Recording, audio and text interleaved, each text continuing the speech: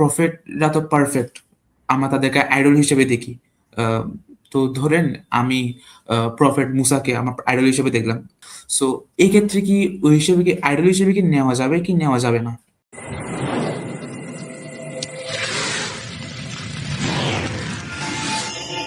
মোস্তফা, আপনি যুক্ত হয়েছেন। আসসালামু আলাইকুম। ওয়ালাইকুম সালাম। জি, আমরা শুনতে পাচ্ছি ভাই। তো আমার আজকে একটা প্রশ্ন ছিল আপনাদের কাছে, যে প্রশ্নটা রাসূল ইসলামের কথা এবং একজন নবীর মুসা আলাইহিস ইসলামের একটা আচরণের একটা বৈপরীত্য সৃষ্টি হয়েছে। এই বৈপরীত্য নিয়ে একটা প্রশ্ন আপনাদের কাছে ছিল, সেই প্রশ্নের উত্তরটা আশা করি আপনারা দিতে পারবেন। তো প্রশ্নটা করার আগে আমি যদি বলি, আমাদের নবী ছিলেন মুসা আলাইহিস সালাম। তিনি ছিলেন, তার একটা বৈশিষ্ট্য সম্পর্কে আমরা জানি যে তিনি ছিলেন রাগী। তিনি তার কিছু বৈশিষ্ট্যের মধ্যে তার একটা ছিল যে তিনি রাগী ছিলেন, তিনি তোতলাতেন। তার রাগী যে বৈশিষ্ট্য ছিল সেটা নিয়ে আমি যদি আলোচনা করি, তিনি একজন রাগী মানুষ ছিলেন, সেটা সত্যি কথা। এবং আমরা এবার রাসূল সাল্লাল্লাহু একটা হাদিস যদি আমরা দেখতে যাই, তার অনেক হাদিস আছে যেখানে তিনি বলেছেন যে, আমি যদি বলি, তিনি অনেক হাদিসে বলছেন রাগ করা উচিত নয়। এবং অনেক জায়গায় তিনি এটাও বলছেন যে রাগ করার শয়তানের পক্ষ থেকে আসে। আমি আমার রেফারেন্স গুলো পাচ্ছি না, কিন্তু আপনারা হয়তো এগুলো শুনছেন। সো এই যে একটা বৈপরীত্য সৃষ্টি হলো যে একজন নবীর আচরণ হচ্ছে রাগ করা, তিনি মুসা আলাইহিস সালাম রাগ করতেন, এবং আরেকজন নবী যিনি সর্বশেষ নবী, শেষ নবী রাসূলুল্লাহ সাল্লাল্লাহু আলাইহি ওয়াসাল্লাম, তিনি আবার নিষেধ করছেন রাগ না করার জন্য। এই যে একটা বৈপরীত্য সৃষ্টি হচ্ছে, এটাকে এখন আপনারা কেমন ডিফেন্ড করবেন? আচ্ছা মুস্তাফা ভাই, আমি আপনার শুনেন, আমি প্রশ্নটাকে আমি আরেকটু আপনাকে ইজি করে দিই। প্রশ্নটা, আপনি যে রাগ, যেটা, হ্যাঁ, রাগ বলতে কি বুঝাতে চাচ্ছেন? মনে করেন যে আমরা তো মনে করি মুসা আলাইহিস সালামের যে জীবনী আছে না, বিগিনিং টু এন্ড, হ্যাঁ, এই জীবনীর মধ্যে কোন কোন মানে এমন একটা ব্যবহার যেখানে বোঝা যাচ্ছে উনি রাগ করছেন, তখন বোঝা যাবে যে ওই রাগটা কি আল্লাহর প্রফেট সাল্লাল্লাহু আলাইহি ওয়াসাল্লাম যেটাকে কি ওনার সাথে ওই জায়গায় কন্ট্রাডিক্ট করে কিনা। এখন আমরা যদি মনে করেন এই রাগকে জেনারেলাইজ না করে আপনি এমন বলেছেন কোন জায়গায় ওই ব্যবহারটা ওনার রাইট ছিল না বা রং ছিল না, বা এটার সাথে ওই ব্যবহারটা আল্লাহ নবী সাল্লাল্লাহু আলাইহি ওয়াসাল্লাম বলছেন কন্ট্রাডিক্ট, এইটা কি আমাদেরকে বলতে পারলে তখন আমরা আপনার এই প্রশ্নকে ইজিলি ট্যাকল করতে পারি। আচ্ছা, আপনি কিছু মানে উদাহরণ দিতে বলতেছেন, মানে জি কিছু? জি, হ্যাঁ। যেমন মনে করেন যে মুসা আলাইহিস সালামের এই এই এক্সাম্পল, আর কোন হাদিসটা আসছে ওই যে অ্যাঙ্গারের যে মহানবী সাল্লাল্লাহু আলাইহি ওয়াসাল্লাম যেটা বলেছেন, তখন আমরা দেখবো যে এটা প্রপারলি আন্ডারস্ট্যান্ড করা হয়েছে কিনা কনসেপচুয়াল লেভেলে। আচ্ছা, আপনি প্রথমে রেফারেন্সের কথা বলতেছেন, আমি রেফারেন্স গুলো যদি একটু বলি।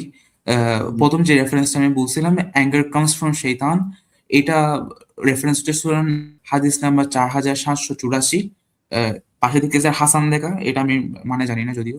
তারপরে আমি আরেকটা হাদিসের কথা বলছিলাম, ডু নট গেট অ্যাংরি, যেটা মোস্ট সাইটেড আবার, এটা রেফারেন্স সহিহ আল বুখারী হাদিস নাম্বার 6116। এরপরে আপনার একটা কথা হচ্ছে যে রাসূল মুসা আলাইহিস সালাম তিনি যে রাগান্বিত হয়েছেন, এগুলোর কিছু উদাহরণ দিয়ে আমি কি মানে জেনারেলাইজ করতেছি নাকি অন্য কিছু করতে, হ্যাঁ, সেটা আমাদের জানানো। এখন কথা হচ্ছে তো আমরা কিন্তু মুস্তাফা ভাই, হয় কি যে দেখেন এই যে অ্যাঙ্গার কাম ফ্রম শয়তান বা এই যে হাদিস, এখানে কোনো মানে এখানে কোনো রং নাই, এগুলো হাদিসে আছে ক্লিয়ারলি। হ্যাঁ, এখন কথা হচ্ছে এই যে আমরা যেটাকে রাগ বলতেছি বা আমরা যেখানে লেবেল করছি রাগ, হ্যাঁ, আসলে কি মুসা আলাইহিস সালামের জীবনী আমরা দেখলে কি ওই জিনিসটা কি পাওয়া যায় নাকি সামথিং এলস? যদি সামথিং এলস পাওয়া যায় তাইলে এটা কোনো কন্ট্রাডিকশন না, এটা কোনো ইস্যু না। যদি পাওয়া যায়, হ্যাঁ, যদি পাওয়া যায় না ওই হাদিসে যেটা বলা হয়েছে ওটাই উনি করতেছেন, তাইলে আপনি বলতে পারবেন এটা ইস্যু। এখন আপনি বলেন যে মুসা আলাইহিস সালামের জীবনে আপনার কাছে কি মনে হচ্ছে, কোন ব্যাপারটা মনে হয়েছে উনি এই যে অ্যাঙ্গার কাম ফ্রম, এই জিনিসটা ডেমনস্ট্রেশন হয়েছে? আচ্ছা, আপনি কিছু এক্সাম্পলের কথা বলতেছেন, যে জি আমি কিছু এক্সাম্পলের কথা আপনাকে বলি, একটা ইনসিডেন্টের কথা। একটু দাঁড়ান।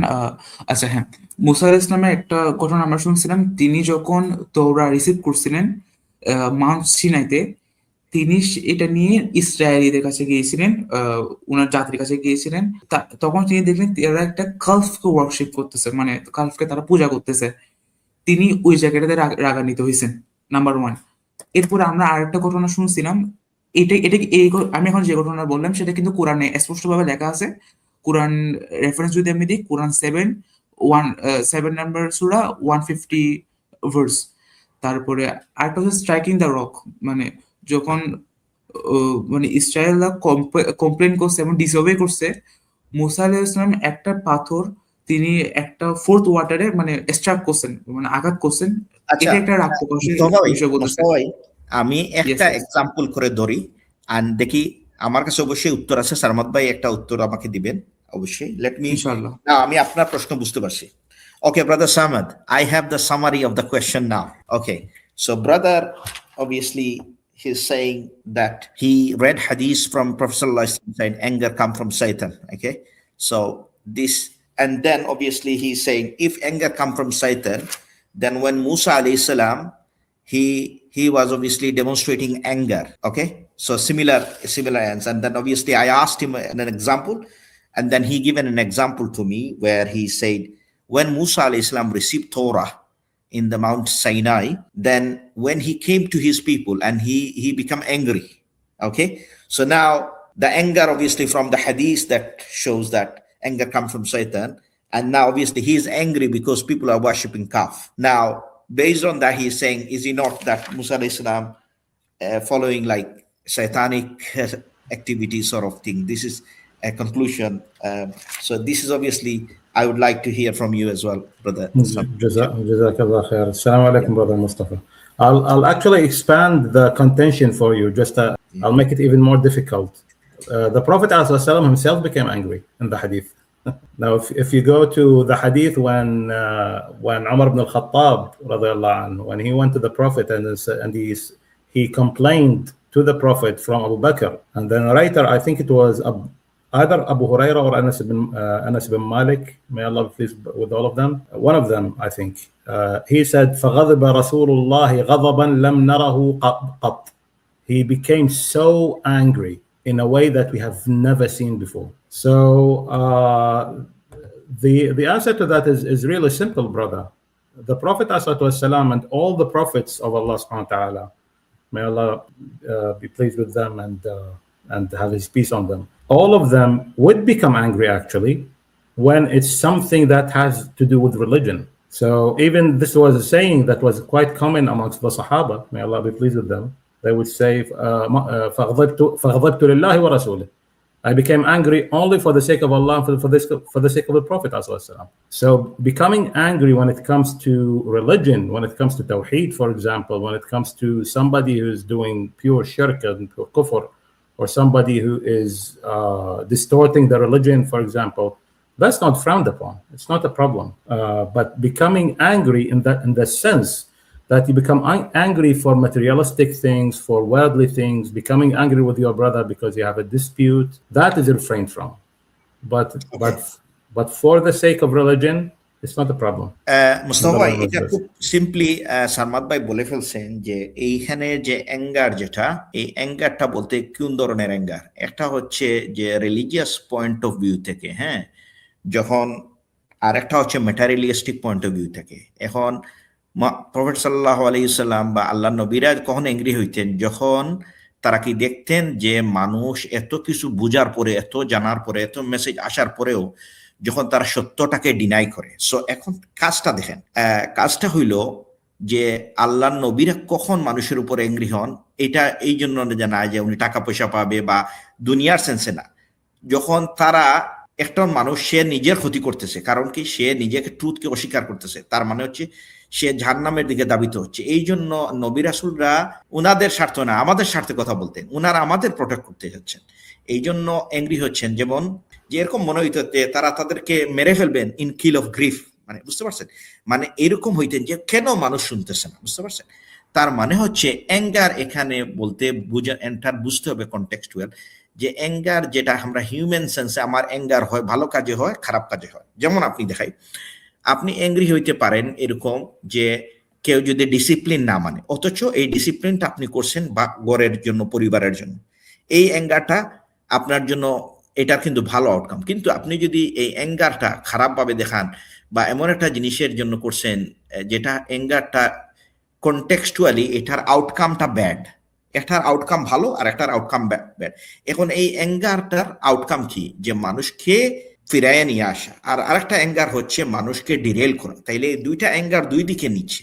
এখন কোন অ্যাঙ্গারটা আমরা এখানে বলবো, এটার স্পেসিফিকেশনটা সামাদ ভাই খুব সহজভাবে বলেছেন। আশা করা যায় উত্তরটা আপনার কাছে ফুলি ক্লিয়ার হয়ে গেছে। একটু করে আমার পয়েন্টে যদি আমি একটু ক্লিয়ার করি। আচ্ছা বলেন। আপনি একটা কথা বলছেন যে রিলিজিয়াস্টিক এবং ম্যাটেরিয়ালিস্টিক অ্যাঙ্গারের মধ্যে পার্থক্য আছে। জি তো আমার একটা পয়েন্ট কি যে প্রফেটরা তো পারফেক্ট, আমরা তাদেরকে আইডল হিসেবে দেখি। তো ধরেন আমি প্রফেট মুসাকে আমার আইডল হিসেবে দেখলাম। আমি এমনিতে আমার পার্সোনালি যেটা কি আমি প্রফেট মুসাকে আমার সাথে অনেক মিল দেখি, যার কারণে অনেক সময় আমার মানে এরকম লাগে আর কি। সো এই ক্ষেত্রে কি ওই হিসেবে কি আইডল হিসেবে কি নেওয়া যাবে কি নেওয়া যাবে না, এটা একটা পয়েন্ট। আর একটা পয়েন্ট হচ্ছে আপনি ম্যাটেরিয়ালিস্টিক এবং রিলিজিয়াস্টিক মানে অ্যাঙ্গারের কথা বলতেছেন, এটা তো পার্থক্য করার কথা না আমার যেটা মনে হয়। কারণ দেখেন, প্রফিট ইজ প্রফিট, এটা ম্যাটেরিয়ালিস্টিক অ্যাঙ্গারের ক্ষেত্রে হোক বা রিলিজিয়াস্টিক অ্যাঙ্গারের ক্ষেত্রে হোক, উনি হয়তো আমাদের ভালোর জন্য করতে যাচ্ছেন। তিনি কিন্তু চাইলে কিন্তু এটা আমাদেরকে ভালোভাবে বুঝাতে পারতেন, অথবা মানে রাগ না প্রদর্শন করে হতে পারতেন। তিনি কেন সেটা করেন নেই, এটাই যদি একটু বলতেন। So, Brother Samad, he has an extensive question to what he actually asked. So, basically, he's saying prophets are role models. So, Musa, obviously, alayhi Islam is one of our role model. So now, obviously, he has demonstrated the anger, obviously, and so should we take that as a role model? That the part of that anger should we imitate as well?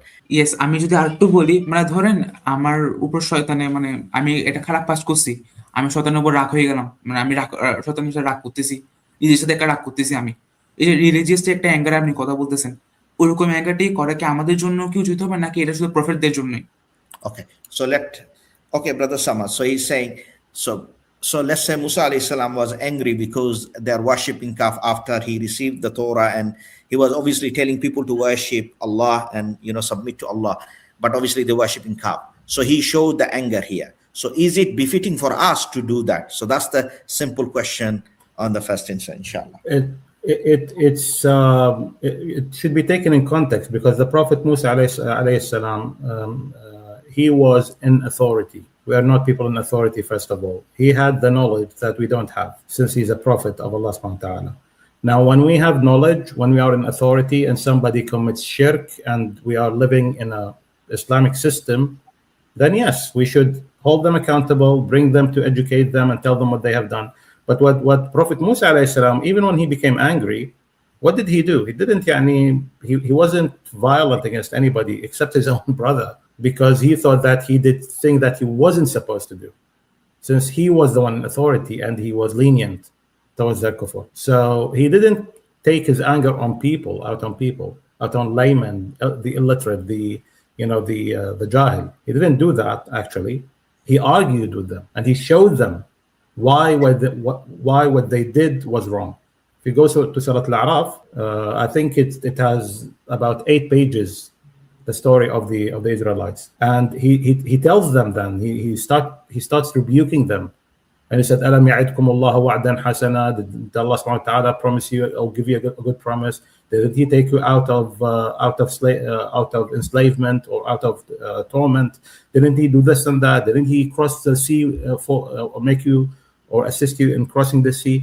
He showed you all these things, and then you come to worship a calf that you made out of your own hands." And then they said, even in Surah Taha, they said, we were confused, we were deluded. This guy who did what he did, he made a case and convinced us why we should do it. So even in that situation, it wasn't like the rage in a way that we could understand to be violent, for example, and whatnot. But that only comes after he was in authority. It only came after he had somebody who he had all the means for them not to go astray. Yet they decided to go astray. So he left the prophet with them, but still they disobeyed the prophet and went to worship the calf. So what I'm saying is, if we are in authority later on, inshallah, may Allah make you one of them and make us all sincere. Yeah, sure, why not? The prophets are our role models, 100%. So Mustafa এখানে সাউদ ভাই বলছেন যে কনটেক্সচুয়ালি নিতে হবে। মুসা আলাইহিস সালাম ছিলেন একজন অথরিটি, তো উনি অথরিটি থেকে অবভিয়াসলি কি বলেছেন যে যে এখন যদি আমরা দেখা যায় যে সূরা আরাফের স্টোরিগুলো আমরা দেখি বা মুসা আলাইহিস সালামের যে স্টোরিগুলো কোরআনের মধ্যে দেখি যে আল্লাহ সুবহানাহু ওয়া তাআলা কতবার এই যে ইসরায়েলিদের যে আল্লাহ কতবার যে ফেভার করছেন, সব ফেভারের পরে তারা কি করছে, এত ফেভারের পরে আল্লাহ আটটা ম্যাসিভ ইনসিডেন্ট আছে if I am not wrong, যে এই আল্লাহ তাদেরকে বারবার কি করছেন, বারবার সেভ করছেন তাদের ডিনায়ালের পরে, তাদের রিজেকশনের পরেও। তারপরেও এতবার সেভ করার পরেও যখন আপনি যে কনস্ট্যান্টলি আপনাকে সেভ করতে করতে করতে করতে তারপরেও যদি আবার এই যে কাফ ওয়ার্শিপ করেন বা শিরক করেন, যে আল্লাহর সাথে শরীক করেন ইবাদতের ক্ষেত্রে, তখন এই যে উনার এক্সপ্রেশন, ওই এক্সপ্রেশনটা তাও এমন ভাবে উনি করেন নাই যেটাতে উনি তার রেইজটা মানুষের উপরে দিছেন। তার মানে উনি কি করছেন, উনি ডেমনস্ট্রেশন করছেন যে কিভাবে মুসা আলাইহিস সালাম, কিন্তু আপনি দেখবেন স্টোরিগুলোতে মধ্যে ইন্টেলেকচুয়ালি তাদেরকে কি করছেন, কনভিন্স করেছেন যে কেন, যেমন মুসা আলাইহিস সালামের যে আমরা যেটা আমি এডিশন করতেছি এখানে এই যে মুসা আলাইহিস সালামের সময় যে ম্যাজিশিয়ানদের সাথে যে মুসা আলাইহিস সালামের যে ম্যাজিক, হ্যাঁ, এই ম্যাজিকটা ওভারকম কে জিতলো? মুসা আলাইহিস সালাম জিতলেন। হ্যাঁ, এর মানে আল্লাহ উনাকে প্রমাণ করে দিলেন তাদের অথরিটি যে he is the Messenger from god, এবং ম্যাজিশিয়ানরা সিজদায় পড়ে গেলেন, উনার যে অ্যাকসেপ্টেন্স করে গেলেন। তার মানে এখানে দেখা গেল, দেখেন এখানে দুই গ্রুপ আমরা ডিফাইন করলাম। একটা গ্রুপ কি করলো, অনেক সাইন আসার পরেও তারা রিজেক্ট করলো, আর আরেক পার্টি হলো কি, এই যে মিউজিশিয়ানদের কথা বললাম, তারা যে সময় দেখলেন মুসা আলাইহিস সালাম আল্লাহর যেটা পাওয়ার দিচ্ছেন এটার মাধ্যমে, এই মুজিজার মাধ্যমে, তখন ম্যাজিশিয়ানরা বুঝতে পারলো যে না, এটা খোদার তরফ থেকে আসা, তারা সিজদায় উঠে পড়লো। তো এখানে দুইটা শ্রেণীর, যে একটা শ্রেণী হচ্ছে সবকিছু এই সাইন এভিডেন্স দেখার পরেও রিজেকশন, আর একটা হচ্ছে সাইন এভিডেন্স দেখার পরে অ্যাকসেপ্টেন্স। এখন উনার যে আপনি যেটা রাগের যে পয়েন্টটা বলছেন, তাইলে আমরা দেখলাম এখানে রাগ বলতে যে আমরা যে শব্দটা পাচ্ছি ওইটার আসলে কোনো ডেমনস্ট্রেশন আমরা দেখতেছি না, যেটা উনি উনার ভাইয়ের সাথে অ্যাপ্লাই করছেন, বাট নট মাস পিপল সবার কাছে অ্যাপ্লাই করেনি, এটাই বলেছেন সালাম ভাই। By the way, just to add one small thing there, Yes. To conclude it, how did he manifest his anger by the end? After all this, and they were still, they were still disobeying him. Every new problem that they make up, and he gives them a solution, praise to Allah subhanahu wa ta'ala to give them a judgment, and they still do these prohibitions or break or transgress. What did he say by the end?